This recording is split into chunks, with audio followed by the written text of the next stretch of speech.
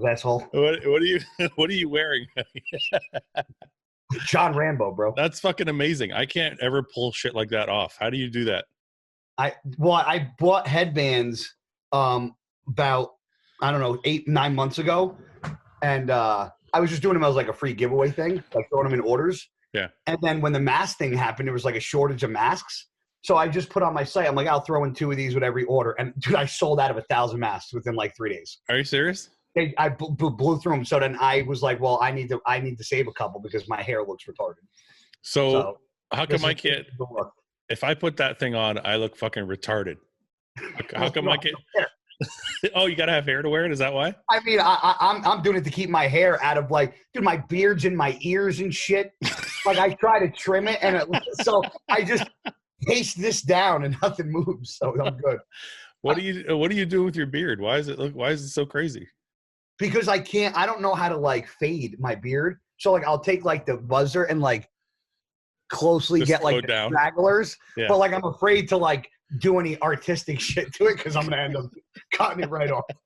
I was looking at your Instagram yesterday. I saw a clip with you and Branch, and Branch goes, "I'm here with Osama bin Laden." And I fucking died laughing. Oh, that was at Hollingshead's gym. That was at King's Gym. Oh, that was fucking hilarious because you had the hoodie on and the headband. He called me out of left field because Branch, like, me and Branch are very close. So like if you don't know Branch, he comes across as like, you know, quiet and abrasive, and but if you get him behind closed doors and you know him, he's more of a ball buster than me. But I didn't expect him to. When he said that, it was like out of left field. So he called me out. I'm going to come back to your beard in a minute, but why do you think it's interesting you said that? Why do you think a lot of bodybuilders are like that? Because since I started doing the show, I recognize that most of us are actually like really fun, like happy, like shoot the shit, bust balls. But whenever we're in public, we're fucking just straight. There's nothing. You don't see it. Yeah, and I think that's because a majority of what we do entails dealing with people on a day-to-day basis. And when we go to expos, it's like when we're in public, like we want to be with the people we're with. When we're at the gym, we want to be doing what we want to be doing. It's almost like when we're in public or when we're at the gym training, like we don't want to be known as bodybuilders. We just want to be like normal people and left the fuck alone so we can do what we do. Yeah. I think some people, it's a little different. I think some people appreciate what they have in bodybuilding and didn't expect it. Like I didn't expect to be where I'm at. I think some people had a dream or a vision of bodybuilding early on, which I didn't. I just enjoyed training. So all this bodybuilding stuff came as a result of working out. So I think depending upon the roots of where bodybuilding came from you is also going to determine how you act. I mean, I've been at gyms with certain people that you know, and people have came up to us in the middle of our workout, and I won't say, like, I will never say no to somebody. As much of a dick as people think I am, I will never tell somebody no, because I don't feel like I'm in a position where I'm of that much importance where I can't stop doing what I'm doing to take a picture or shake a hand. I'm the same way. But I've been with people where they've been like, we're fucking training, wait till we're done. And I'm just like, I can't, as much of a dick as I am, I can't do that. I just can't. I have to admit, I did that once. We were at FIBO, and I think it was like me, Flex Lewis, and like a couple other people were sitting around at a table. And somebody came up, and we're eating, right? We're eating lunch. Somebody comes up and like, hey, can we take a photo? And I was like, can we finish our meal first? Yeah. And Flex looks at me, goes, dude, take the fucking photo, man. He's like, and it kind of like, I think I was just tired from the day. You know, you're standing there for fucking like 6 hours. You just want to be left. It's like sometimes we just want to be left alone. Like it's not a bad thing. I know. We just want to be left the fuck alone. But Flex was right, and I actually went and grabbed the kid and ended up taking the photo. But in that moment when you're hungry and you're tired, you're just not, you know, it didn't clue in. Yeah. But I still think like someone like Branch has millions of fans. Yeah. But I only can imagine the amount of fans he would have if he was himself on video, you know what I mean? Like, because he's not totally open. Well, so in when he was competing, you've trained with Branch before, no? No, I think he would kill me. Okay, well, I've trained with Branch many times. So, have you trained around Branch or have you trained with Branch? Oh no! I trained every body part with Branch. No, I mean like set for set. You can hang with him the whole way through. So if I admit this on camera, it's like, does he watch your show? He probably doesn't watch his shit. No. I don't think Branch is, but that doesn't mean one of his fans won't clip this and send I it know. Send it to him. Yeah. I in Branch's prime. I mean, like, you got to think. I've been with Gasp now for 6 years, and I've known Branch since about 2011. So I started training with Branch for Gasp like in 2012 and on. So I mean, he's never really done a weight that I can't handle. But what he does do is he takes a weight that I would do for 10, 12 reps, and he likes to do sets of fucking 20. Everything that he does. Yeah. So he can handle the same amount of weight that I can, but he's used to doing it for just more reps. So is he stronger? Yeah. I mean, I would say he's absolutely stronger. But I don't, sorry to interrupt. I don't think that's a measure of being able to out-train somebody. No, that's exactly where I was going. Yeah. Okay. So he might not be the strongest guy that I've ever trained with, but he is bar none, hands down, no questions asked, the most intense motherfucker I've ever trained with. Yeah. There's nobody. I did a thing. Luke is the strongest guy I've ever seen and ever worked out with. Like, I've never seen somebody who's able to grab weight. Like, how many plates is that? And he just, like, it's nothing. I know. But intensity-wise, which is what you were saying, there's a difference between strength and intensity. Branch just has a way of almost like, he's so intense that you get so burned out so fast because he moves so fast, so much heavy weight for so many reps. It's like, God damn, is this guy fucking human?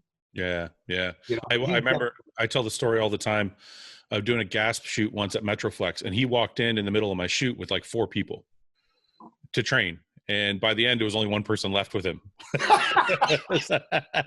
It was like, because I had looked over like halfway through their workout, and all of a sudden there was only 3 guys. And then I looked over like 3/4 of the way, there was 2 guys. And so it was, I forget the tall guy's name. He's a football player or whatever. Matt Lair. Yeah, he hung with them till the very end. But the other 2, I don't know where they went. They just fell off somewhere. Dude, it's common. I've seen it so many times training with Branch. Like, we'll have like this gas stuff and have to train with other athletes. And I just sit back because I'm like, motherfuckers, I've hung with Branch every time. Enjoy. Yeah, and then I'll just wait, and they just start like withering away as time goes on. Like every couple sets, there's another one that just like off to the wayside. I've always wanted to train with them, but I couldn't now, obviously. But like when I was younger and I was healthier, people always ask me like, who's the one guy you want to train with? And it was always Branch, not because I could out-train him, but just so I could see what it would be like to handle the fury.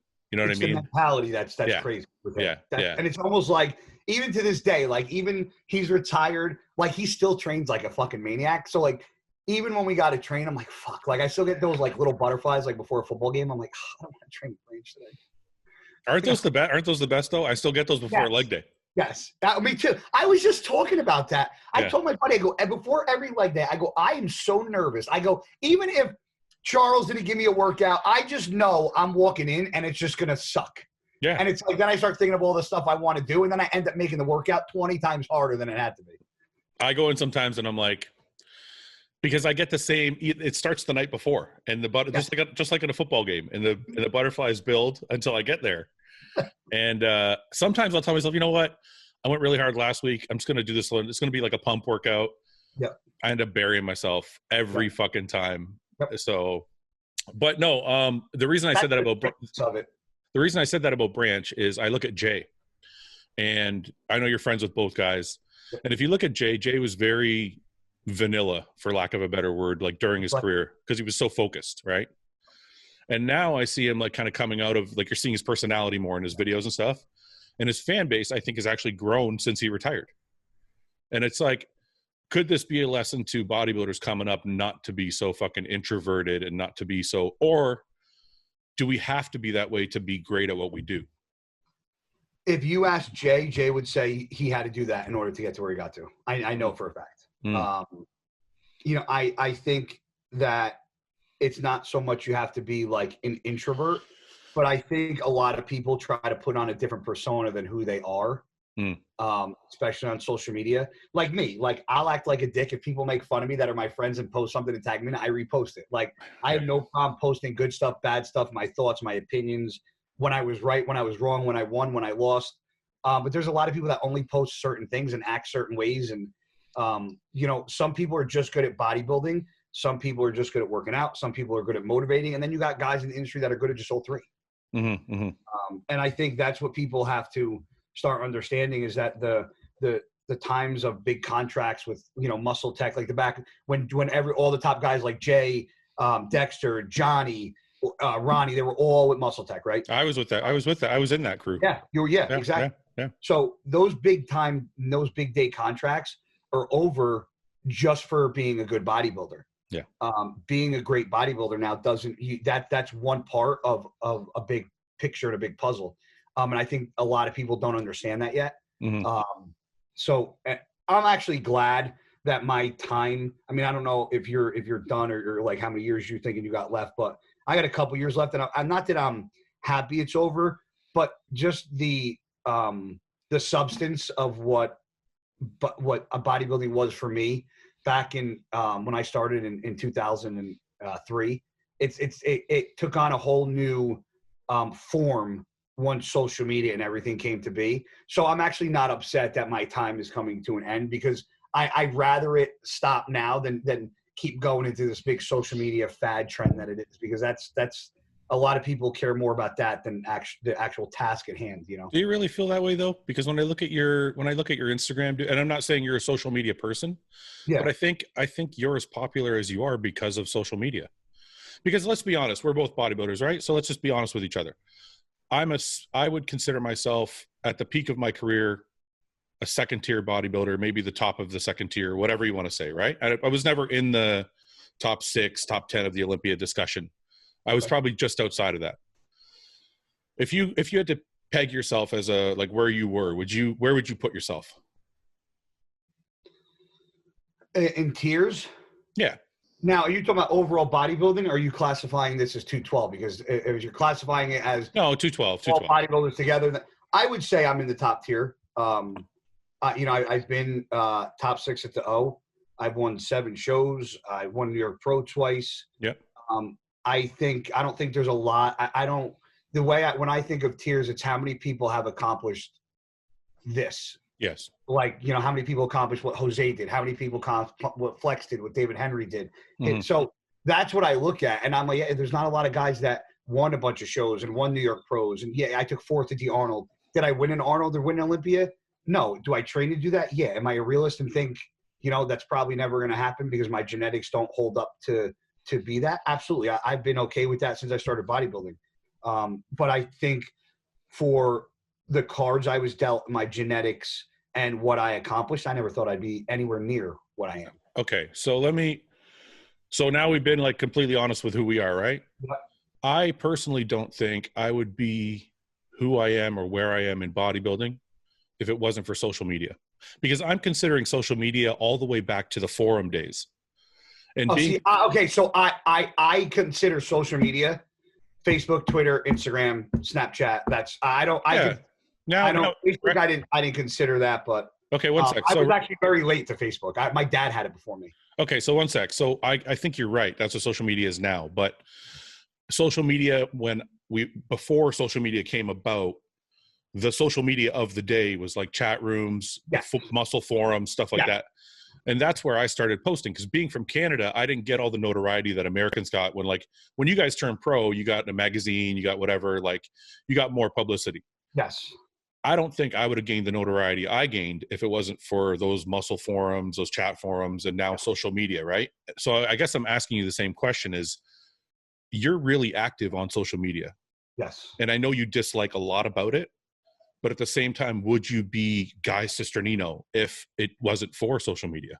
I think it'd be Guy Cisternino, just not at the level that Guy Cisternino's at. You know, I think that's my point, though. Yeah, I mean, listen, did social media help grow Guy Cisternino or Fouad Abiad? Yes. Did social media help Fouad's bodybuilding career? No. The social media didn't help you train hard. No. You know what I'm saying? But if you look at bodybuilding career as a career and a job, for sponsorship, yes, and absolutely. The reason why I make what I make and I do what I do and I don't have to go to an office every day isn't because I'm a great bodybuilder. It's because I am who I am and I have the reach that I have on social media. That's right. People. That's why I said what I said. Not because I don't enjoy what I do, but when I got into this, it wasn't to be Insta famous. I know that. When I got into this, it was to be the best bodybuilder I could be. The social media came as a byproduct of being a good bodybuilder. Yeah. And so I'm able to make, when people go, oh, do you make your living off of bodybuilding? Well, indirectly, yes, because my way I think, do I make a living off bodybuilding? Well, would I have what I have if it wasn't for social media? And I think that's like, it's like a catch-22. Yeah, it's like, is it constitutional or unconstitutional? Like all the stuff we're going through. Yeah. I think social media absolutely helped. I think social media absolutely helped my bank account. And for me to have a career in what I do. But I also think, I don't think social media helps bodybuilding careers. I think social media more so impinges on it than anything. I think it impinges on the actual sport, if you want to call it a sport, of bodybuilding. That's what I mean. But I think it allows a lot more people to make a lot more money, because if you think of it the way I started the conversation was, if me being a second tier bodybuilder, I make more money than some first tier bodybuilders. Absolutely. Not to like be arrogant or whatever, but it's because I work a lot harder. I do a lot more on social media and I put myself out there a lot more. So even though it sucks being in the gym and having to stop and take a photo or whatever, I'm like, I don't know if I could make the living I make without it. Yeah. So it's like this catch-22 you're stuck in by, I know what you mean about, you said something about, you know, you might be retiring soon. You're kind of happy that you're leaving this part of bodybuilding behind you. But is it really something you want to leave behind you if it's helping you this much? That's kind of what I'm trying to figure out.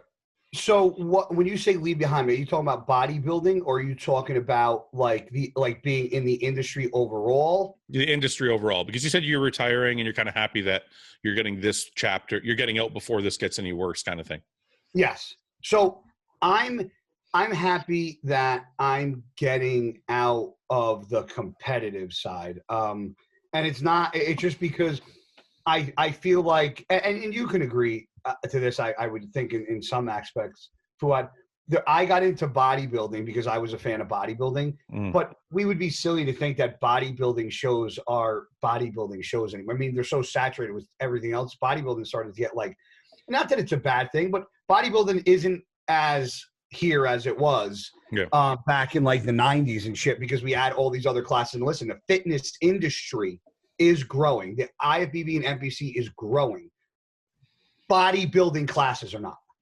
Yeah, but that's because I think with the no. So this is where I was going, and I think the reason is because this goes back to what you were saying, and I think the reason bodybuilding isn't growing is because people are realizing they don't have to do so much and work so hard and get so big and look so ripped to make money because of who they are and what they do. So now guys that would normally, take X amount of stuff or do this or do that or train this way, they're like, oh, I can just wear, board shorts and get paid $10,000 a month and look good and be healthier. Why not?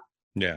Yeah. It's grown the industry overall, but it's made bodybuilding suffer a little bit that way. So, and that's why I don't mind being done, because I don't want to be competing when people go like Aceto, this was the Asterisk Olympia. Like, I don't want people going, this was the Asterisk 2025, I don't want to be part of that. Like, I just don't. Like, I want to, and I'm very grateful. Like, I look at guys that compete together, like Sean, like Flex, like Chris Cormier, like all those guys. And like, that's who you remember those guys with. Like, I don't want to be remembered with the guys that are coming up. I want to be remembered with Flex and Jose and David Henry. And like, those are my dudes, like hit a title. Like, that's who I can pin. Like, we're the OGs of this class. Like, I turned pro in this. Jose beat me in 2007. And that was the first year 202 was. And I turned pro in 2008. So, I mean, if you want to talk about top tier bodybuilders, anybody that's done good since 2007 into 212, if you've won a couple shows, you got to be a top tier fucking bodybuilder. The class only been around for 13 years. Yeah. No, I hear you. So what do you think about, I wanted to ask you, cause I know you're very intense, very angry person. Actually not. Have you ever seen me actually mad though? Dude, every Instagram post is like, okay, this is how it starts. I want to make a little video, and then it's like 15 minutes long. And it's just you fucking ranting. So What is it? What is it? You just, do you have to get your thoughts out? You have to like, and I think it's, don't get me wrong. I think it's great, by the way. I just, before so I'm a history major. I went to college. I was going to be a history teacher. That was my, that's what I did. So in history class, a lot of my classes are history based and a lot of them were poli-sci, political science. They call it poli-sci. Political science and government. And poli-sci and government are very, very high debated classes. We did a lot of debating. And I'm a very opinionated person, but I'm also up to listening to everybody else's opinion because I'm the type of person. Those are my dogs. Yeah. Come here. Fucking sounds like a beast. Bank. Come here. Stop. You got two? Yeah, I got two of these right here. Let me guess. Pit bulls. Yes. Oh yeah. Tank. I had one a long time ago. And then Storm is. Those are beautiful dogs. They're the best. Yeah. Anyway. So,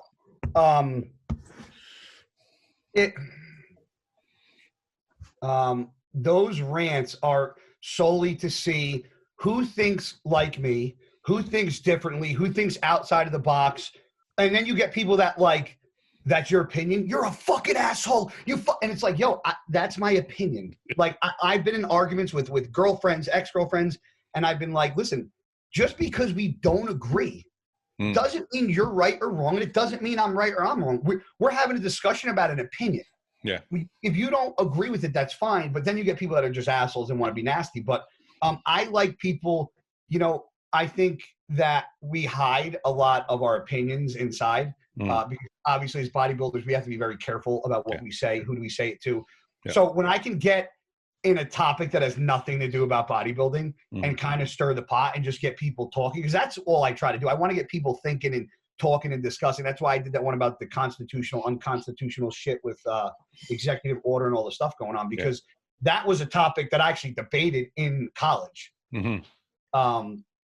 So I just enjoy people's opinions and listen to how people's thought process goes about getting to that end conclusion. How do you feel? I got actually a really good debate for you that I have going on right now on my Instagram. If you could only have one, and this is really fucking stupid. I'm sorry, I'm going to segue into this, but I have to ask you because it's a debate I got going. Do you have your answer in your head? Well, people are starting. Like if you're asking the question, you have to at least know what you would choose. I have my answer. Yeah, but okay, that's what I want to know. Okay. But people are starting to change my mind already. So the question is, if you could pick one utensil for the rest of your life, a fork or a spoon, which would it be?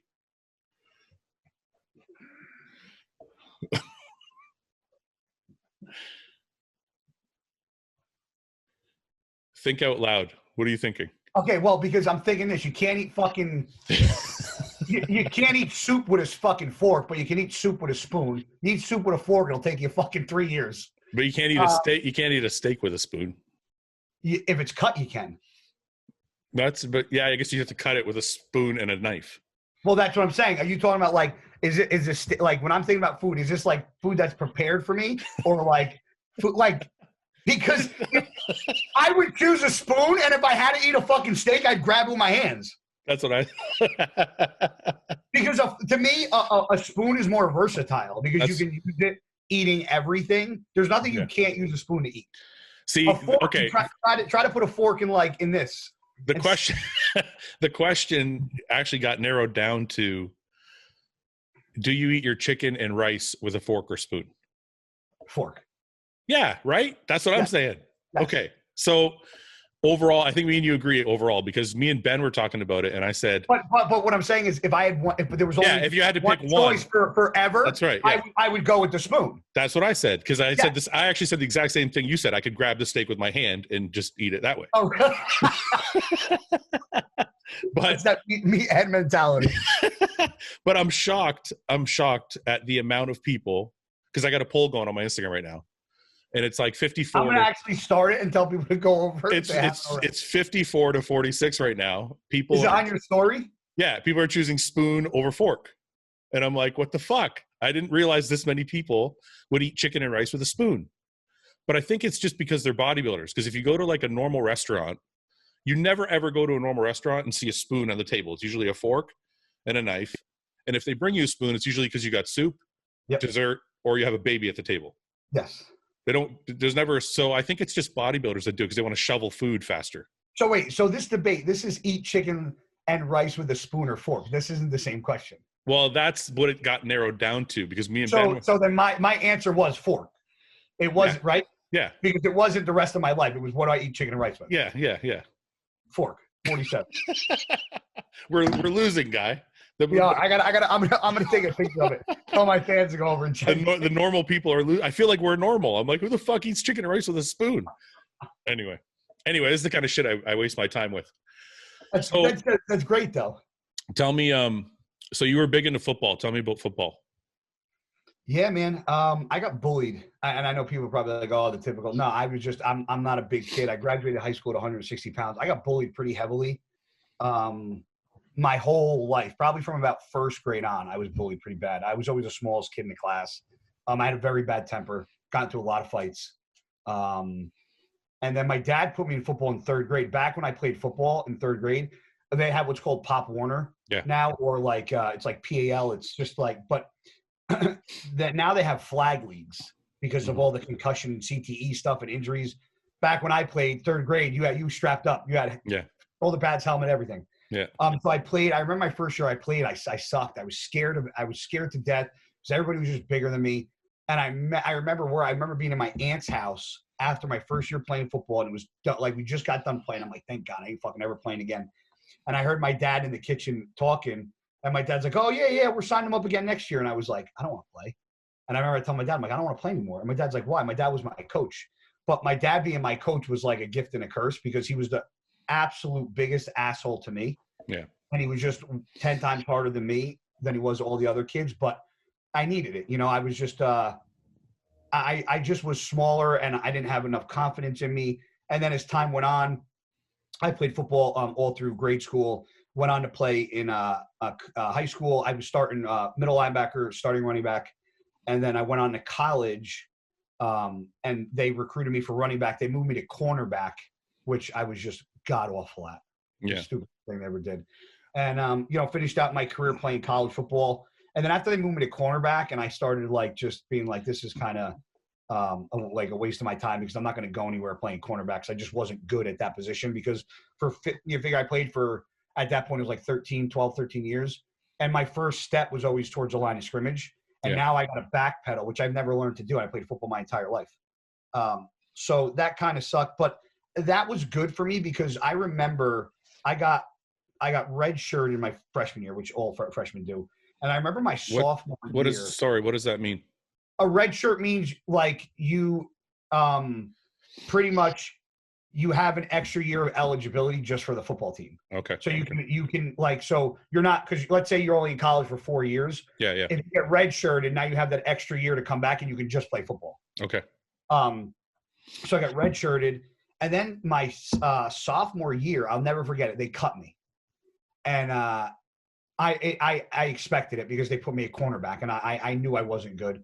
And I remember walking off the field and I was like, I felt like I was like just the worst loss of your life. Like any bodybuilding show that you can remember just losing at and just having it be the most bitter taste in your mouth.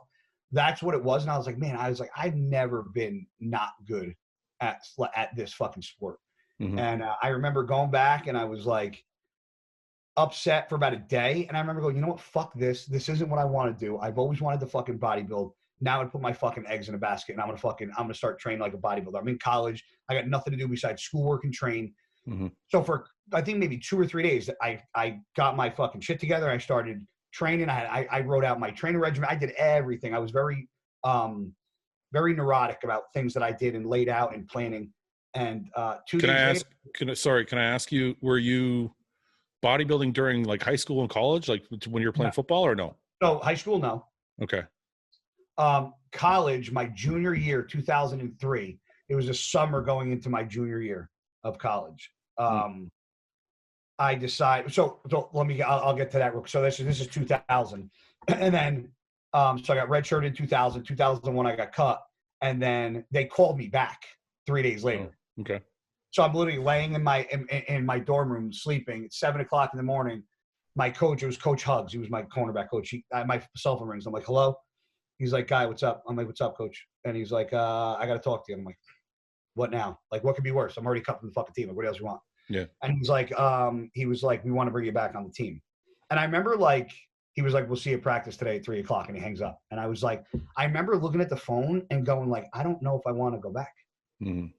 Like, I really didn't know if I wanted to play anymore. Was it because you're bitter about being cut, or was it because you're just kind of done playing? No, because I think I was at peace with the fact that as a kid, like all you ever want to do is play college football and be an NFL player, or NBA player, or professional, whatever.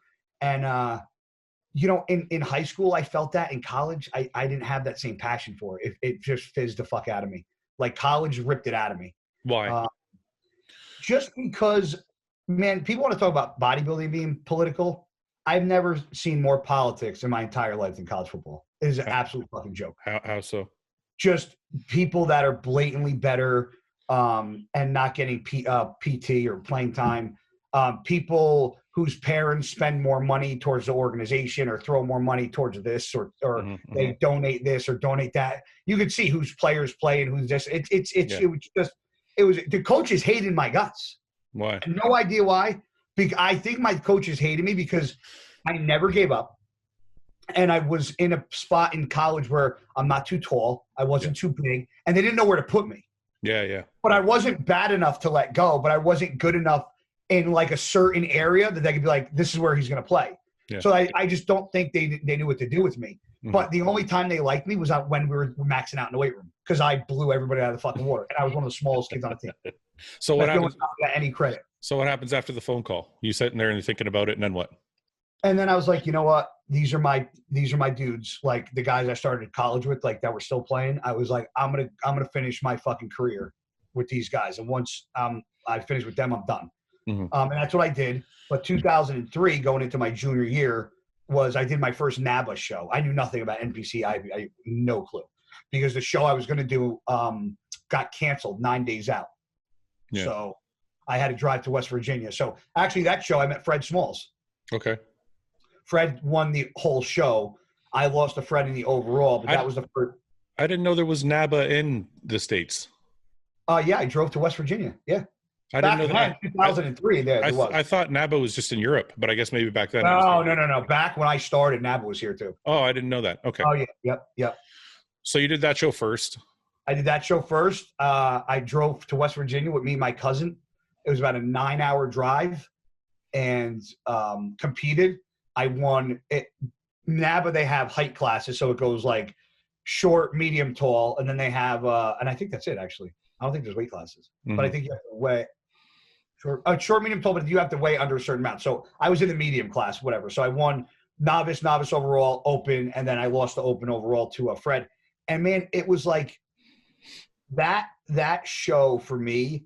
I was like, this is what I want to do because this is something where I'm not told I can. It's like, I'm doing this for me. I don't have a coach telling me you're good enough. I don't have a coach telling me I'm bad. It's like, this is solely a individualized sport. I know people talk about having their camps and shit, but if you don't want to do the fucking work, you don't have to do it. No. And it's like a self-induced torture. So I enjoy the fact that this is something that I do myself with nobody's fucking help. And I don't have anybody telling me any different. We'll come back to your timeline in a minute, but why do you think we like the torture? Because everything about bodybuilding is fucking torture. Whether it be your diet, whether it be like we talked about training legs, whether it be, in the off season, you're trying to stuff yourself because you're trying to put on a certain amount of weight. Everything about bodybuilding sucks, but for somehow we love it for some reason. I think it's because, like, perfect example, people like, there's some people that like are military bound and like they love going, like they want to go into the military. And then I'm like, man, like I wouldn't want to go to boot camp and run. Some people are just like passionate about running. Like they want to run. My buddy's like, oh yeah, I biked 50 miles this weekend. I'm like, how's that fun? That sounds like fucking torture. Like I'd rather diet for 50 weeks than ride 50 miles on a bike. I know. But I think let's be honest. I had self-conscious issues growing up. I was a short, stocky, chubby guy. Never liked taking my shirt off. Never liked going to the beach. So for me, do I enjoy looking better than the average person? Absolutely. So there's actually, wait a minute. So there's actually a vain part of it for you. For me, yeah, I was picked on, I was bullied, and I was, I was called names. I was very short, very stocky, and like I was like that stocky, pudgy Italian. Yeah, I was very. I never. Yeah, man, never. You know what's weird? I've never. This is going to sound really weird, and people are probably not going to believe me. The vain part of bodybuilding has never been a thing for. Like I never. Like that's because that means you're comfortable in your own skin. Some guys can take their shirt off, like Flex Lewis. Flex could take his shirt off any point throughout the entire fucking year with his six pack. And no, I'm the opposite. I won't. And no, so am I. I turn fucking, if I don't watch myself after a show, I look like a fucking soggy stuffed animal, bro. I look disgusting. Like, and it's just my genetics. Like now, like I mean, I still have like abs and shit, but like my buddy's like, you want to go to the beach? I'm like, nope. Why not? Wait till I'm like midway into dieting, bro. Then you call me. I'm not going to the beach. So yeah. That's so strange that you say like the vein that I never found. So for me, I never had a six pack growing up. So the first time I had a six pack, it was like the look of bodybuilding has made my life worse. Well, so that's where I'm going. Okay, so, go ahead. So then you get like I looked a certain way, and then I wanted to improve this and this and this and this, and then what happens is, you put so much energy and so much focus and so much time into looking a certain way, you literally beat the living shit out of your body. So by the time you look a certain way, you don't even give a shit anymore because everything's fucking broken. Yeah. I know you suffered some injuries, but I mean, fuck, my body was shot. I just, it's really interesting that you said that. I wonder how many bodybuilders do it for the vain side of it, like looking, thinking that they look great and looking good, and how many, because I've actually gone the opposite way. Like the bigger I got, the more self-conscious I got. Where when I started bodybuilding, I actually thought I was more comfortable. Yeah. And I went through a period of like really heavy anxiety when I started to put on a lot of weight.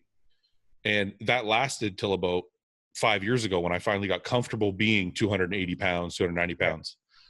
So I wonder how many bodybuilders, like it's very strange when you think about it. Like, why would you push yourself to something that's going to make you uncomfortable? Because that's what bodybuilding is all about, being uncomfortable. Yeah. Everything is uncomfortable. Yeah. And that's the thing. Like this off season, Chris was like, dude, you got to just eat. He was like, I don't care if you get fucking fat. He's like, I don't care if you look like shit. He's like, you just got to eat. And so what I was going to say, there is a vain part of it, but the other part isn't really vain. It's what I think the misconception of what people have of us are, that is reality. 365 days a year, because reality is we don't look like we do on stage 365 days a year. Yeah. We don't even look like that a couple weeks out of the year.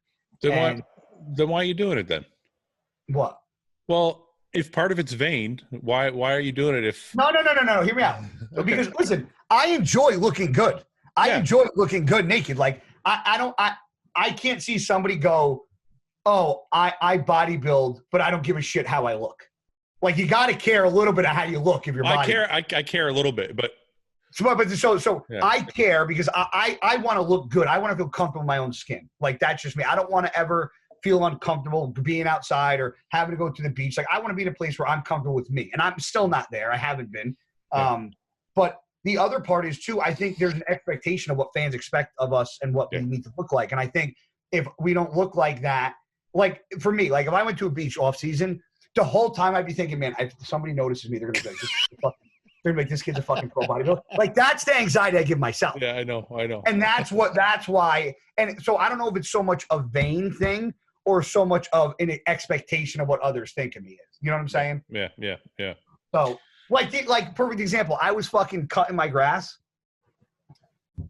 This had to be a year and a half ago. Was it last year? I don't know if I was getting ready for a show or not. But I was cutting my grass, and I definitely didn't have a shirt on because I was like 5 weeks into prep, and I was looking like, whatever. And a guy stopped me on my tractor as I was driving my tractor towards a street to turn around to come back up. And go.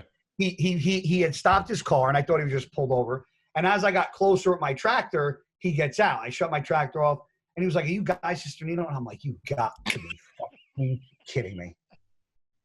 I was like, this has got to be a fucking... Don't lie. A part of you is like, that's pretty cool. It would have been cool if I had a shirt on because I felt like I was embarrassed. You felt douchey because you're like, yeah, I felt like embarrassed. I was like, Jesus Christ, but I don't think there's anything wrong with that. No, but I think the being bullied part played a bigger role in the vanity of I see this for me. I think because I got picked on for how I looked. I had cankles. I was pudgy. I had like a thick chest. So for me, and people are like, oh, that was fucking years. Yeah, well, what happens when you're younger stays with you for a while. Like I didn't forget any of that stuff. Yeah. So part of me is like, that stage of my life, like I don't want to ever have to be in that place where I know what I felt like when I was younger in my own skin. I don't want to feel like that again. Do you think things like that cause you to can trigger like someone to be an overachiever? Absolutely. Because you feel like you're always like, I had some things like that happen to me in my life, right? I don't want to say I was bullied, but I dealt with shit. Everybody deals with shit. But do you think things like that are constantly there when it happened to you when you're young and you worry about it coming back, and that's why you might overachieve and do things the way you do? Mm-hmm. Absolutely. I think that things that happen when we're younger that affect us negatively, I think we do so much to prevent any aspect of that ever reoccurring or resurfacing ever again, that I think, like now, right?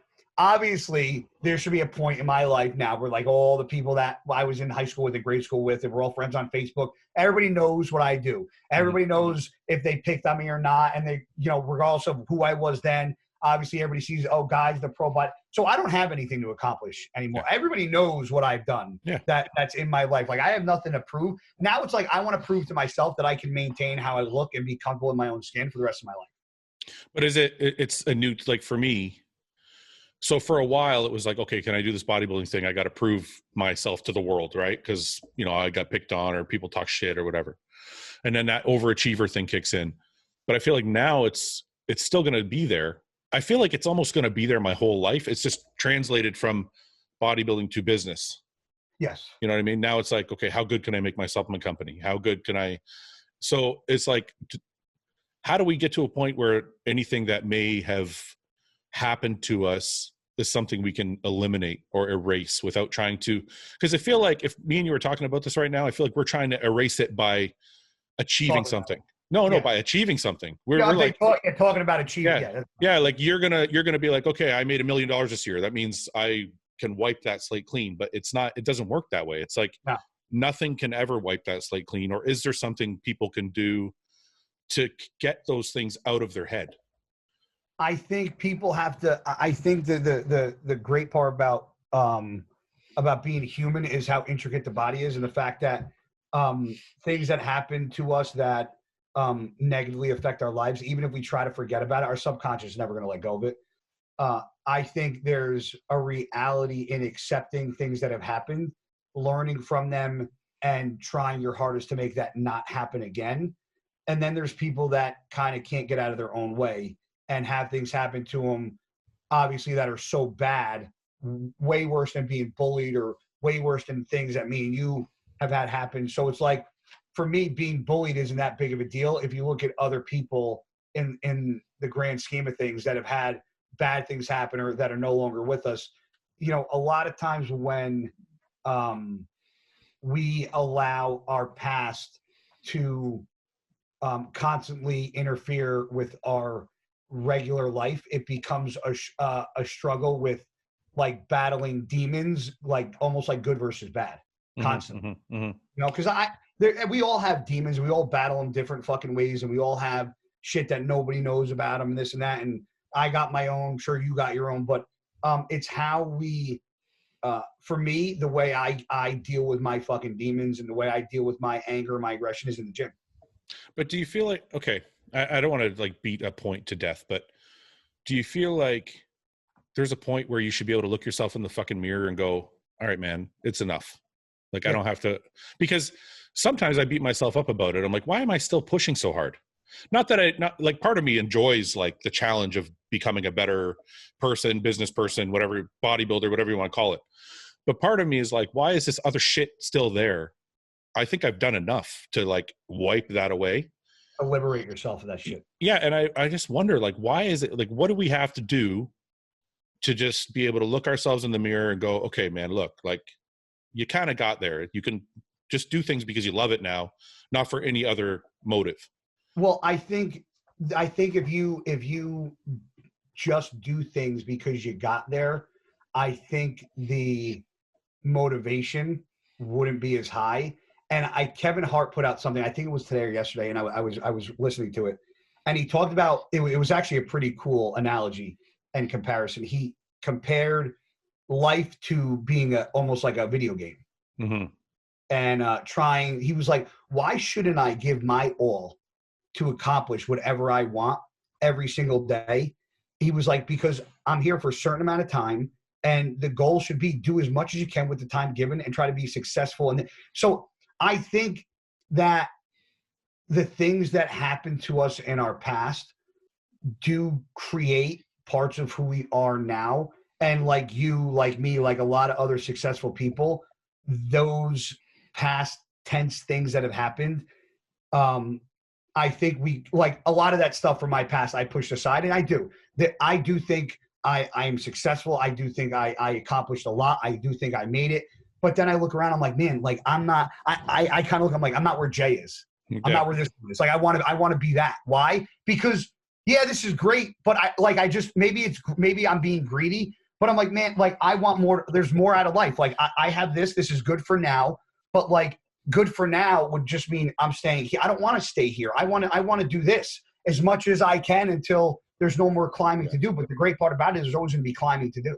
No, and my philosophy is the same as yours. I don't ever want to just be content. Yeah. But I guess the point I'm trying to lose. The point I'm trying to make though is I want that challenge without the negative shit. I don't want the subconscious shit to come with it. I just want to do it because I want to do it. You know what I mean? Yeah. So I have to start waking up, like you said, and they gotta they gotta practice looking at themselves in the mirror and be like, dude, I'm here because I did what I did. I don't. Hey, they're like Storm, stop.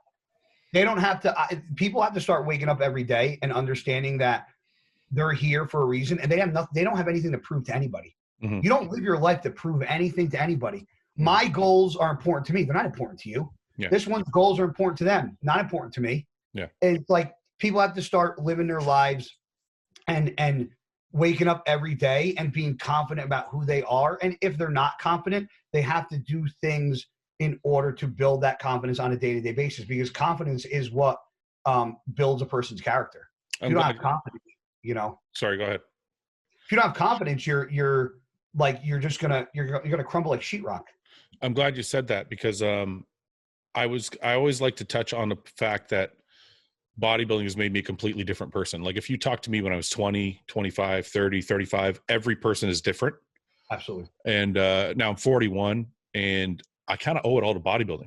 Like, I don't know how you feel, but how have you changed as a person, or as like your self-confidence, your self-esteem, or just the way you behave? How much has that changed, and is it because of bodybuilding, or is it just because you grew up? I'm going to say a combination of both. I think maturity comes with every year that passes. And I also think that bodybuilding has given me not just traveling around the world and seeing a lot of stuff and seeing a lot of third world countries and just seeing a lot of different cultures. But I think bodybuilding, what's given me is a career path that A, I enjoy, B, that I live very comfortably with, and C, I can do a lot and give back a lot more than most people. Mm-hmm. I've been taking all my food to local hospitals, dropping it off. I did something for Luke, which actually reminds me, I have stuff sitting right here. I got to donate to his GoFundMe account because I sold a bunch of clothes, and I did like a huge percentage that I'm donating to his GoFundMe. It's just, I'm able to, and like a lot of my friends, I have a lot of friends that, especially now that are hurting and they need food or like clothes. And it's just like, I have bags of clothes that I don't even really donate to charity. Most of my friends take it. Yeah. So it's like, and then plus you have like connections with like my sponsors like MFit and like Gasp. And it's like, anytime I get like free stuff, I'm usually giving it to my friends because I want them to enjoy kind of the perks of things that they might have that I have. But let me interrupt you for a second. I'm talking about Guy's personality, like the guy you are today. So people respect you. Oh, my personality. Okay, so listen. People respect you pretty greatly online. You come online. I mean, some people tell you to go fuck yourself, but that happens to everybody. You come online, you say something, people listen. You know, you do a lot of rants, you do a lot of opinionated stuff. People generally listen. Most people agree with you, or if they don't, they have a constructive dialogue with you. They're not assholes. So obviously, people respect what you have to say, and you've developed as a man in the bodybuilding world. So I guess what I'm trying to say is, through all of the trials and tribulations in bodybuilding, like losses or injuries or sicknesses or just doing it year in, year out, has that, because I feel like it's accelerated my growth. Like I think obviously I would have grown up anyway from 25 to 40. You're going to obviously mature, right? But I feel like because of the shit that we put ourselves through, it's kind of like a forced torture, right? Like we put ourselves in the shit. And I feel like when you do that, self-induced torture. Absolutely. Yeah. I feel like I've grown up more because of competing and because of forcing myself to do hard shit. Yeah. And had I just worked in an office somewhere and not done anything. Yeah. So I will agree with you 110%. I don't think, my attitude of who I was then to who I am now. It's funny, back when I was just an amateur bodybuilder, I thought I was a lot more important than I am now. I think when I was younger, I didn't understand what being humble really meant. And I feel like that bodybuilding humbled me for many reasons. It humbled me because it showed me you can work extremely hard, not cheat, do everything perfectly and still lose. Yeah. It showed me you can do things 100% and win. It showed me that you can do things half-assed and get half-assed results. And, you know, people want to think that we're just bodybuilders. I'll tell you this, bodybuilding gave me, helped give me confidence. It gave me a physique that I enjoyed. It gave me friends that I never met. It gave me a business sense that I never had before. Bodybuilding is the reason why I'm good at business now and why I'm able to run, because of bodybuilding for me changed who I was in so many positive ways for me. Now, are there negatives that come with it? Yeah. Relationships are very hard to keep. If you travel a lot, if you do things, there's negatives that come with everything. Yeah. Balancing it is the way that you have to kind of figure it out. I've burned through so many good relationships just because that I'm so focused on other things in my life and business, bodybuilding. And it's like, I don't want to stop why the tank is still full. But in defense of bodybuilding, you're one of the best in the world at bodybuilding. So if I was one of the best in the world at anything, whether I was like a chef or whether I was a salesperson or whether I was a owner of a business, you're probably going to burn through the same amount of relationships, because if you're the best in the world at something, most likely you're neglecting other things in your life. Absolutely. So it's not, I just want to make sure people don't watch this and go, oh, bodybuilding's, you know, because people have a lot of connection to us. So they don't realize what best in the world means. Yeah. Like you're one of the top 5, top 10 best in the world. So imagine if you're the best in the world at business. That means you're traveling all over the place. That means you're never home. That means, so you are going to go through the same issues of having issues with your relationships and neglecting all these other things. So that's the hardest part of bodybuilding. The hardest part of bodybuilding isn't bodybuilding. The hardest part of bodybuilding is living a normal life outside of the social norm that we have, which is gym, stage, eating, and sleeping. Yeah. My everyday life, and I did a rant on it, and I actually said that the hardest thing for me is going to, like, for some reason, getting out of bed every morning, my back hurts. Walking upstairs, my knees hurt. Fucking bending over to tie my shoes sucks. Yeah. I pick up everything like a golfer's pickup. But somehow I can go into the gym and squat 500 pounds, but I get out of bed in the morning and I have trouble walking to the fucking sink. It doesn't. So the hardest part of bodybuilding for bodybuilders is your day-to-day life, because you have to, because bodybuilding is a lifestyle, so you have to incorporate a lifestyle into your lifestyle. Yeah. Very hard to do. I want to touch on business. I want to touch on, it's been an hour. I don't want to keep you too long, but there's a few more things I want to touch on because you have a lot going on. So I want to touch on business, and then I still want to get back to your timeline. Let's go to your timeline first. I read something that was curious to me because you've had a lot of wins, and I read on your Instagram that your Niagara Falls win was your most emotional. Yes. Or is it just your most emotional, or is it your best win? Like, explain to me why you said that. It was my most emotional because I went through getting horrible burns back in 2017. And then after that, I ended up getting double shoulder surgery. And can you explain that to people who don't know? What was the burns about? The burns were, it was called a fixed drug eruption. And then it was mixed with a phototoxic reaction. So basically what I did was I have very bad allergies to a lot of medications. Like I'm allergic to amoxicillin, penicillin, Keflex, codeine, like the list just goes on. Yeah. There's a lot of shit I can't take. And I was taking, I don't know if it was a diuretic or I think I was actually sick. Yeah. Before New York Pro in 2017. And I was either on an antibiotic or I was on a diuretic. And I don't remember which one it was, but I was one of the two. And I went into the tanning bed and I tanned like I do every fucking show a couple times a week. And I tanned up until like Tuesday before the show. And I remember I trained back, went tanning. I came home and I was just like, felt hot. Like when you tan, like my shirt was sticking me. I was like, I just didn't feel good. Yeah. Went to bed, woke up middle of the night and I had like rashes on me. And I'm like, fuck. Took some Benadryl, went back to bed, woke up and it looked like somebody tied me up and just slapped the shit out of me. I was just red. Welts all over me. So is this it here? So the top left so that was when I got home from the hospital after being in. That's okay. This photo right here is from when I went to the ER in New York and came back. That's how I looked when I competed. That's all. I had all that on me. So you could even see on my neck. Yeah. It's right here.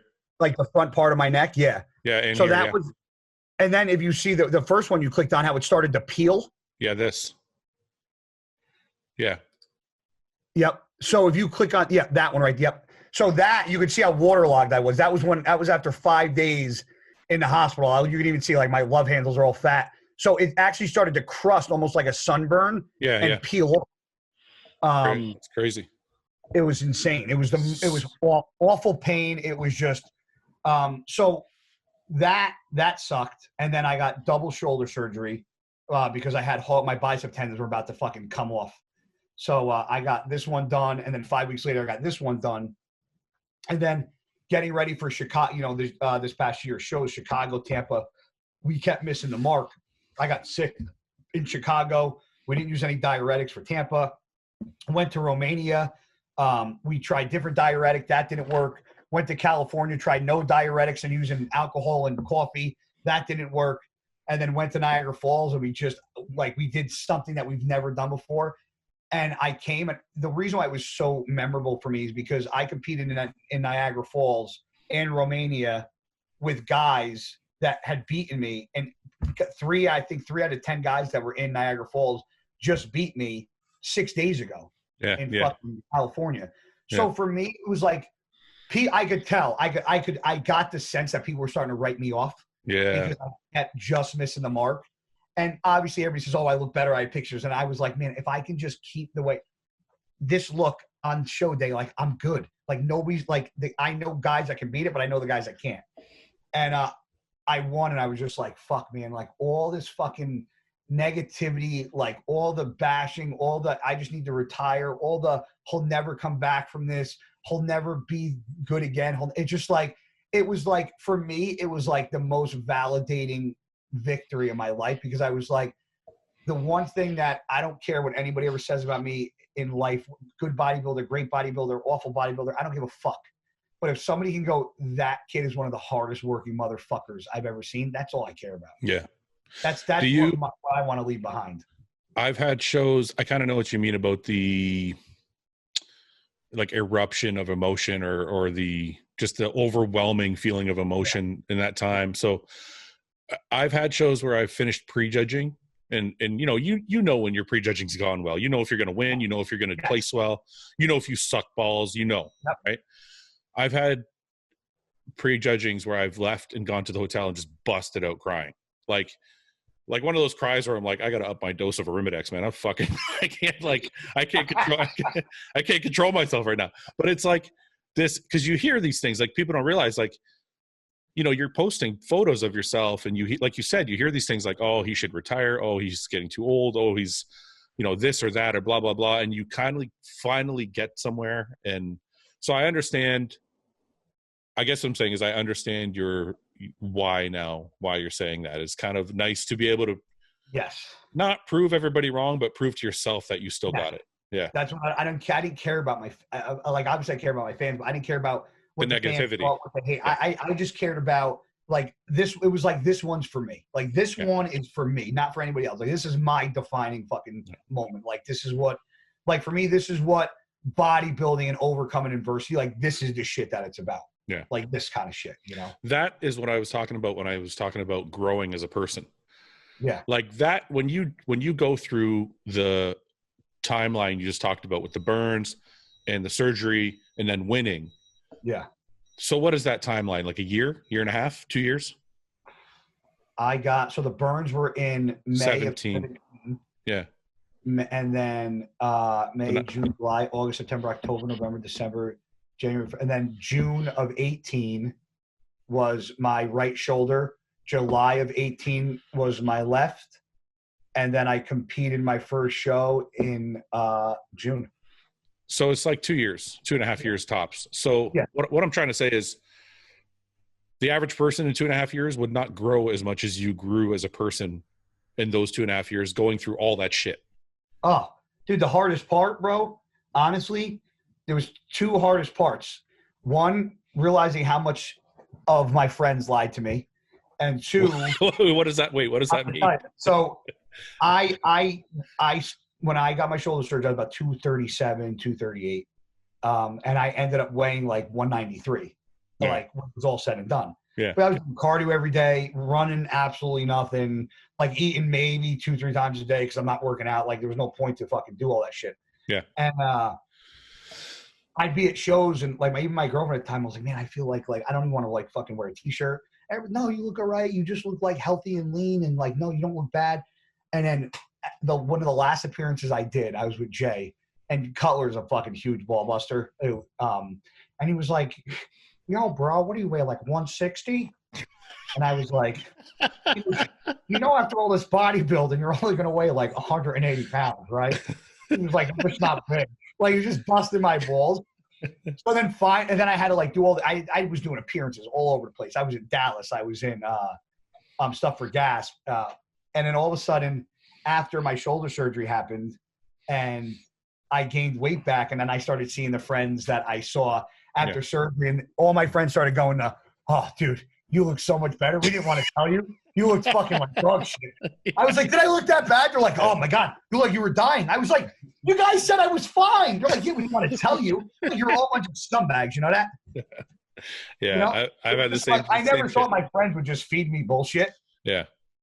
And they're like, oh, you look fine. You look fine. You're fine. My go-to is my wife. She's like, honest? I showed her a photo like 2 months ago. I was like, what do you think? I'm like, my legs look pretty good, right? She's like, oh, it's not there anymore. She's like, you need to work a little harder. I'm like, what? She goes, yeah, your legs look like they're like half the size. I'm like, what the fuck? I'm like, it's just savage honesty. So yeah, that's what you need though, right? So what you've been divorced, right? Yes. How many times? Once. Me and my ex-wife we talk all the time. Me and her husband are actually very good buddies. We fish together. We hang out. And people think it's weird. Bethany Wagner was she's a fitness pro. Won a lot of crazy shows and shit. And I just got married too young, man.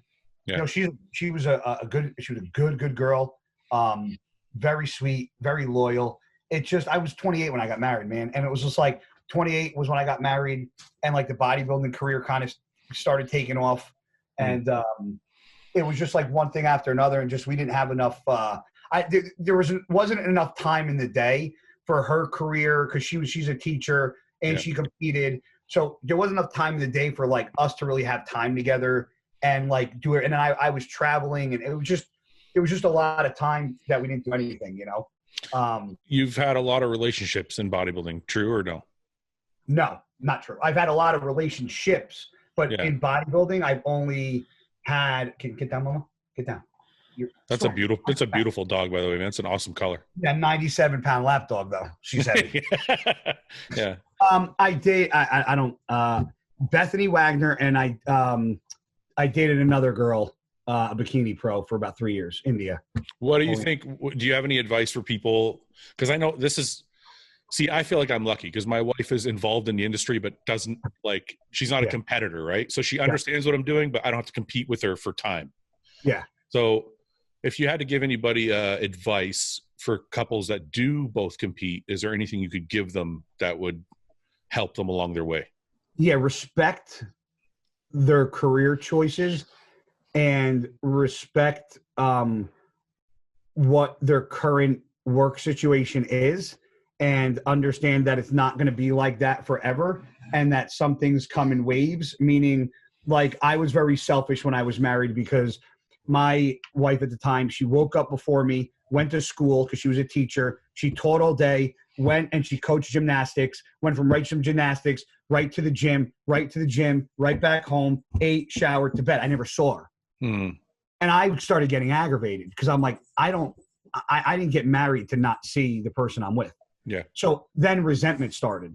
And then I started to become selfish because it was all about me. I wanted my time. I wanted you here. I wanted you. But I never thought that her students and teaching is what she loves. And coaching gymnastics is a passion of hers because she loves the girls and she loves gymnastics. And fitness is something she does just for herself because she gives her time to so many other things. So I took it as a disrespect to me. But now at 38 years old, I'm like, man, she was one of the hardest working girls I've ever been with. Like, you know, like I should have never made her feel bad for working hard. So, and I think the people that are in a relationship that are competing, their significant other have to understand that 16 weeks out, or whenever they start dieting from a show, they have to understand, like, that's going to be 16 weeks of that person's going to give more time to themselves and nobody else. And you have to I would at least lay the groundwork and the foundation down in the beginning of a relationship. Like, listen, this is what my last relationship, this is what I did. This is who I am. This is what I do. I travel a lot. I'm still friends with, I'm so close with my ex. I still, I travel, I compete, I diet, I get moody, I get quiet, I do that. So it's like I kind of lay the groundwork because I don't want them ever to be surprised about something that I do. Oh, well, I didn't know that. Well, you did know it because I told you from Jump Street what it was. Yeah. And I think that's very important.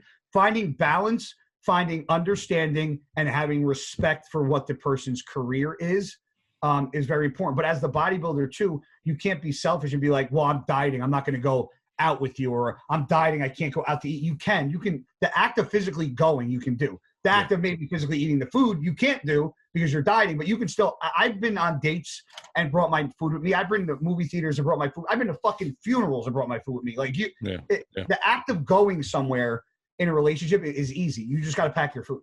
Like that if you're dieting. So do you think, how old are you now, Guy? I turned 38 in March. Do you think it'll be easier to balance life and relationship when you're retired? It depends what the other one's doing. What's that? What does that mean? It's like if I'm dating someone that's still competing, you know, it's like I think that's going to be like a different. Is that what you like? Do you want somebody who trains and works out and competes and all that shit? Ideally, I would like somebody who works out, keeps themselves in shape, or they don't even have to work out. If they don't like working out and they're in shape, that's fine.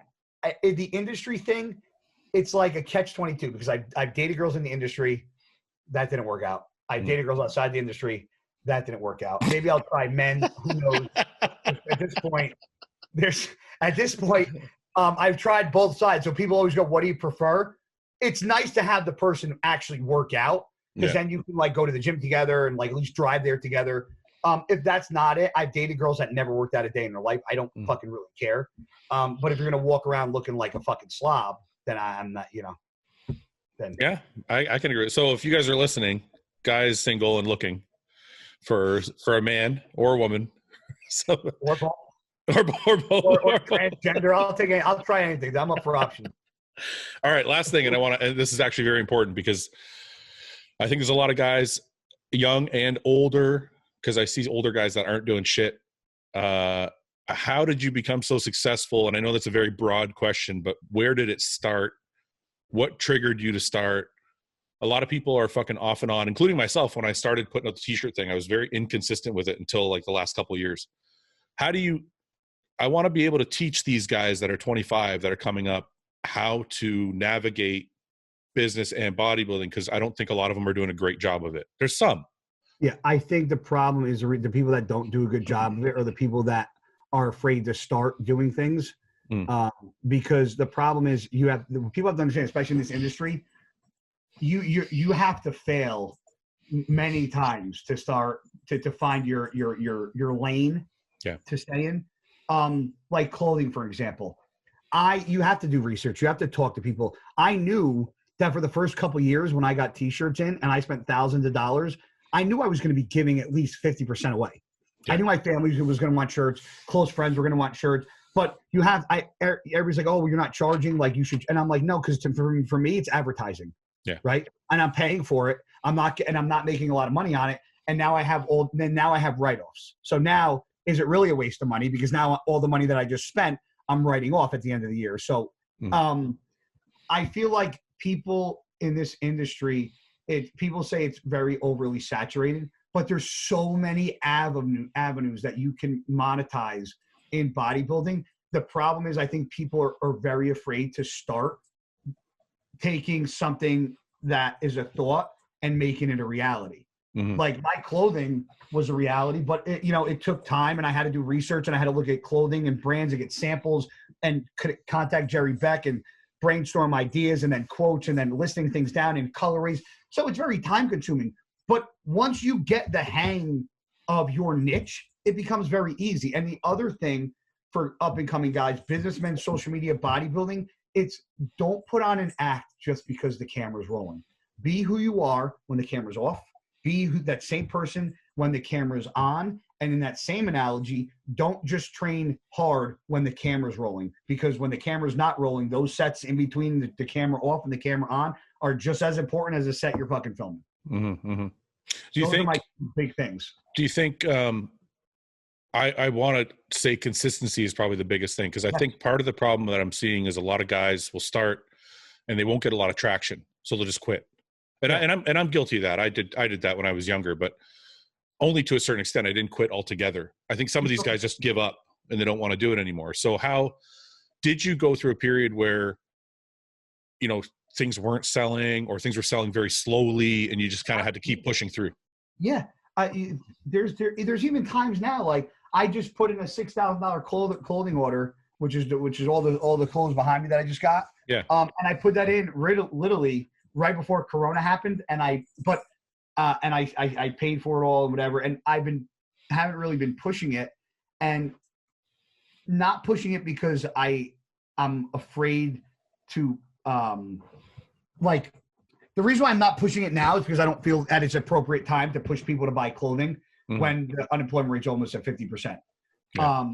But you just have to understand your niche, what your people like. Like I know people will buy my clothing because they like the material, they like the quotes, they like the styles, because I don't just buy rent. Now, those people might buy anything from Jay Cutler, Phil Heath, Sean Roden, Brandon Curry, because that's Mr. Olympia. Yeah. It doesn't matter the materials they use or the colors or the prints, because they just want to have it because it has their name on it. That's right, yeah. Guy Cisternino isn't Mr. Olympia, doesn't have millions of followers. So I have to kind of take a different avenue and maybe change the design or get a little higher end of a shirt or have it feel a different way or get a burnout tee or try something out of the box that those guys don't do, because a $5 t-shirt is cool and it's cheap and you can give them away and not really care. But then if I spend $10 on a t-shirt and put a camo color and put it in a bag, you have to figure out your business model and stick to it, because your business model at first is just that, it's a model. So you might have to add to it. You might have to take things off, but don't change your entire model, because if you keep changing your business model, you're never going to have definitive data as to what works and what doesn't. Mm-hmm. You know, as far as hobbies go, I noticed that you're an archer, and you're actually pretty good. What? Dude, I want to get into that. I want to get into that shit so badly. I got my deer targets outside. I got a huge 500-pound gun safe with ammo and guns in it. Jesus Christ. So how much shit do you take for hunting? Like out with me? No. How much shit? And I love the way you guys hunt. Oh, shit, like people. Yeah, how much society like shit do you take for hunting? Oh, dude, I posted once that I was in Texas and I shot a deer, and I posted a picture of it. And so this is me. This is how I do it. So I posted a picture and people were ripping into me. Meanwhile, I actually clicked on people's profiles, and some people were actually posting like food pictures. Hey, stop it. They were posting food pictures of actual like hamburgers. Yeah. And I was like, and the guy actually commented back. He commented back, hey, stop. Go lay down. He commented back, well, at least I paid for my food. I go, I paid $200 for a fucking license, you idiot. What does paying have to do with it? He made it seem like he was more humane because he paid for the food and didn't kill it. Why the fuck? How does that make any fucking sense? I don't even know. So I got ripped apart. So what I did was that night after I posted that picture, we skinned the deer outside because we cut it, we quarter it, we wrap it. And I was with my brother, my dad, and a couple other buddies down in Texas. So I told my brother to come outside, and we connected one of the phones to Bluetooth, and I put the Rocky soundtrack on, and I took my shirt off, and I still on my. If you no, you didn't. And I started punching the fucking deer with the Rocky sound for like 2 minutes straight. And I was like, I go, not only do I eat my meat, I beat my meat. And then I posted that. Oh my God, man. You don't give a fuck. I don't, because I don't. Well, this is the thing. I think what you guys do is awesome because I've talked to Branch about it. And I know, you guys hunt and you take full advantage of all the meat. You're not just hunting for sport. No, like I was just in the stream the other day. I caught a couple trout, cut their heads off, cleaned them, put them in the freezer. I'll go a couple more times, stock up on trout, and then throw them on the grill. Do you think you don't do any sport hunting, do you? Like just for sport? Do you think sport? Well, actually, I should rephrase that. I'm sorry. I don't want to put my own bias on it. Well, trophy hunting is what it's called. Do you think trophy? Okay, if that's what it's called. Do you think trophy hunting? Trophy hunting is you're strictly going out just to get a big rack, a big this, a big like. Yeah. I'm not like guys that go out and just kill a lion because they want to say they killed a lion or a cheetah. No, those guys are assholes. So when you hunt, you're hunting for like I'm hunting like I have a freezer in my garage. Like if I'm hunting, I'm hunting to fill that freezer full of deer meat. See, I think that's amazing because Branch told me that Brian, the owner of Metroflex Dobson, said they would go out hunting, and then Brian would go out every Sunday and give away like portions of meat to. So what they do is they do a lot of how Branch talks about doing the boar hunting. Yeah. So what they do, especially when they hunt for boar, they donate all that meat to the churches. Yeah, that's amazing. Yeah, that's amazing. Yeah. So in that case, I totally agree with hunting, especially if you're keeping all the meat and eating everything and all that. I mean, when people are like, I can't believe, I'm like, what's the difference if I kill the deer with one single shot, and you guys are eating cows that are getting slaughtered at a fucking slaughterhouse, and you're pointing a finger at me that I'm the asshole? Yeah. What's more humane, putting a bullet in the deer and actually hunting for it, or hanging it upside down and cutting its fucking throat? Like, I think people don't they don't see the burger being killed. That's why they don't care. They don't connect it. They don't connect it, or they don't want to connect it. Whereas when you do it, they can actually see what happened. You know what I mean? Yeah. I mean, I have people tell me that I'm not an animal lover. I'm like, really? Like, I would fucking kill someone. If somebody came to my house and like kicked my dog, my gun would be loaded. Or like that's how, like, I am so like, and I hit a deer not too long ago, like driving home because I live in a very highly populated deer area, and I clipped the deer. I broke its back legs, and I called my buddy who's a cop. I'm like, dude, you got to come shoot this deer. And it was like, people think that because I hunt, like me hitting the deer, like I've hit a couple deer, broken legs, and you got to call the cops, and they come and they shoot the deer. And it's like, as much as I'm a hunter, like I don't want to see that. Yeah. I don't want to see that. Like that that makes me not want to do what I do, because it's like I hunt for the meat. I don't want to break a deer's leg, have it sit there and suffer, walk up to it with a gun. And like, that's not okay with me. Yeah. Yeah, You well, know, you're hunting for sustenance. It's different. yes. So Yeah. when people look at it completely different. You know, people will throw every single reason as to why I shouldn't hunt. But the fact is, drive up and down my fucking main highway here, there's fucking 10 deer every day that are hit by cars. Yeah. It's population control. People says that population control is bullshit. It's not. We would be overpopulated by deer if we didn't hunt them. How long have you been hunting? Probably I was like, dude, I started pheasant hunting with my dad when I was like 5. I was shooting a gun, bro. Really, eh? That's fucking awesome. It's something I'm jealous about. Me and Paul, you know, Paul, my train. I don't know if you know Paul, my training partner. Yeah, I see that. Some of my videos. He's like, we should go hunting. I'm like, me and you don't know how to do shit. We're gonna sit in a bush somewhere for like 2 hours and not get and just go home. Bush, bro, you sit like fucking 20 feet up in a tree stand. Yeah, I don't fucking. I'm just saying we don't know shit. I'm like, we're not gonna. Listen, you ever want to come hunting? You fly. I got 3 extra bedrooms. You come. Me, you, and my dad will go out and we'll just hunt all day. I'd like to actually. That sounds like fun. Come on, dude. Yeah. My turkey season just got done. My dad was turkey hunting every day. Really? Every day. Listen, so it's been like an hour and a half. I have we didn't touch on any of the X's and O's as far as like training, diet, nutrition. Want a rapid fire, just questions and I'll answer in a sentence or less. Well, I was going to ask you to come on again, but we can do that if you want. No. I'll come on again. Shit. It's funny because I did a podcast yesterday with Dusty. Yeah. And he was like, Fouad said he's got you tomorrow. He was like, and then they said they had no questions written down. They did no research, no this, and we went over 90 minutes like that. Yeah, I don't ever write anything down. I think that's the best. I don't either when I do mine. The best. That's why people say, "Oh, I like your interview." I almost get a little offended because I'm like, it's not really an interview. I'm just having a conversation. It's like no different than me and you were talking on the phone. Yeah, that's how I want it to be though, because I want people to get to know you. And if I have a bunch of scripted questions, it's not going to seem natural, right? So you did their podcast yesterday? Yeah. I didn't fucking know that. I wouldn't have done this with you. Who cares? You asked me and you. The great part about it is me and you touched on topics that they didn't even ask me or talk about. They're more bodybuilding based. They probably asked you a lot of X's and O's stuff, right? Yes. Yeah. Yes. Right. They asked me some questions, but like the 90 minutes with them and the 90 minutes with you is great because it shows how you talk to 2 different people and how the conversations are 2 completely different. I don't like to do a lot of X's and O's stuff. And I think some viewers get annoyed by that because they want to hear like, how many carbs does Guy eat and how much testosterone does he take? And like, I think people are so tired of that. No, but this is what I thought. And that's why I thought if I have guys on like you or whoever, and just let people get to know them because nobody really knows who we are.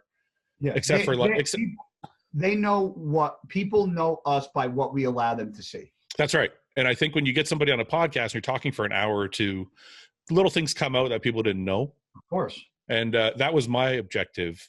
But then people are like, I had Patrick Tour on last week and people were like, this is amazing. I filled a notebook with notes about protein and carbs. And so I guess some people do want to know what you're eating and what you're, you got to remember most people follow us in the beginning because we're bodybuilders. Yeah. So that's kind of our meat and potatoes of yeah. Well, I'll have you on again and we'll go over like a lot more X's and O's and how you got to where you are physically and why you destroyed everybody on stage a whole bunch of times and all that shit. I've been destroyed a bunch of times too, so. Okay, Guy, we'll catch up with you again, man. We'll set something up. Awesome, guys. I appreciate you having me. Thanks, Fouad, man. Is there anything, actually, I always allow everybody, and you've said a lot, so I don't know, like we got pretty deep into some stuff, but is there anything you want to say or anybody you want to thank or anything you want to plug or any message you want to promote before I let you go? Obviously my sponsors are great to me. MFit Gasp, Atomics, MegaFit Meals,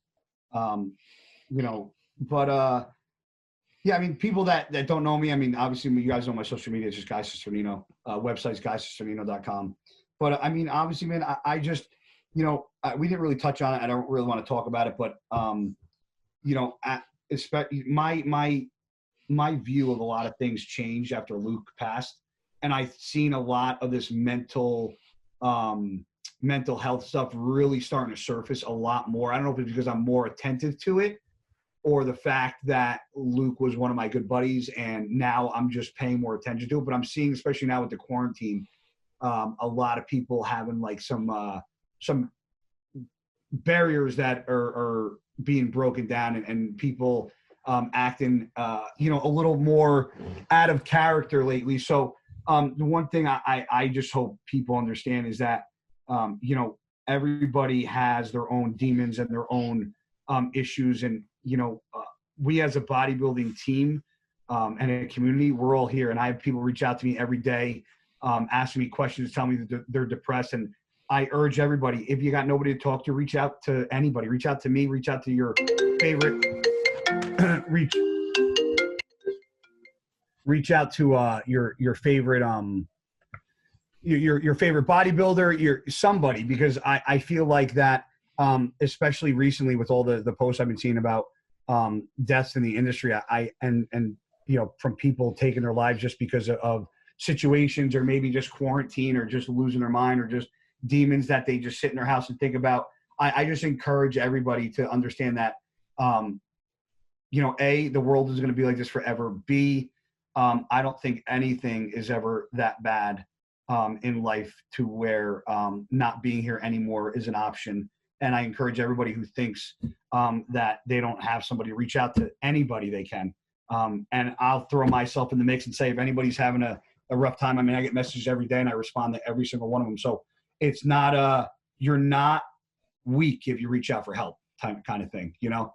Like I've called certain people in times that I needed encouragement or needed a word, or were having some nasty fucking thoughts. So I think everybody needs to understand that we're all human. We all have nasty thoughts.